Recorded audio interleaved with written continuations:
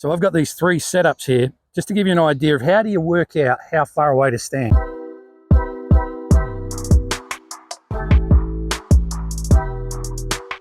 G'day sports fans, Paul Williamson here, Emerald Lakes Golf Course here with another piece of advice that I get asked on all the time, which is, Paul, how do I work out how far away from the ball I need to stand? That's a great question. And it is a bit of a how long's a piece of string question. It changes, it's different for all of us.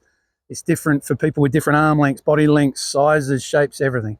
And we also have different length clubs. And even more so, even in a set of golf clubs, you can see here, we get different lengths. Now, I've only got 3.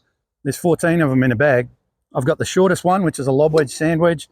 I've got a 5-iron, which is right in the middle, and I've got a driver, which is the longest, right? So as you can see, there's no way that I want to be standing the same distance away from every one of those balls, right? So I've got these 3 setups here just to give you an idea of how do you work out how far away to stand. Well, there's a myth out there that, you should be setting up with your arms just hanging down from your shoulders when you take this really nice balanced setup like that. Well, I tend to find that's probably a little bit of a myth. It works for some, it works for certain shots, but not everything. So you do have to do a bit of experimenting. But if I have my arms hanging down like that, I am probably not going to hit a great drive from here. My driver position is more like this. So this is what we're going to go through. We're going to say, right, first thing you always do is you take your club, whatever it is, we've got lob wedge here, you put the club down behind the ball, this is as you're setting up, and then you take your grip, and what you want to do here is get into the most balanced position you can be, standing upright. That's the way I describe it. It's like a goalkeeper at soccer or a surfer, or maybe you're talking tennis, receiving in tennis, or defending in basketball or netball. So you're bending from the knees and the waist, your back straight, you're kind of looking down your nose to the ball, so your chin's up, keeping the top part of your back nice and straight, and that's going to help you to turn really well.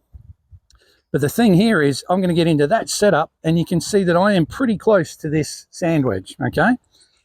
If I do the same thing with the 5-iron, you can see I'm obviously quite a few inches further away, but I'm probably just a little bit more upright with my spine because this club's longer and we're going to be swinging on a slightly flatter plane because of that. But I do the same thing. I put the club down first, take my stance, and then I'm ready to go in that really balanced position. And then obviously the last one is the driver.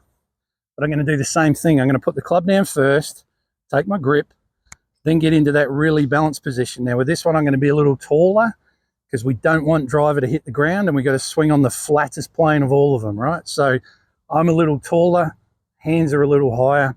We're going to swing around on a flatter plane than the others. But you can see that pretty much, hopefully, the body position at least is about the same for all of them. I might be a little taller with my top half of the driver, but the distance from the ball is determined by club first, then the grip, then your stance.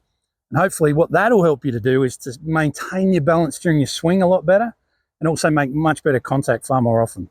Cheers.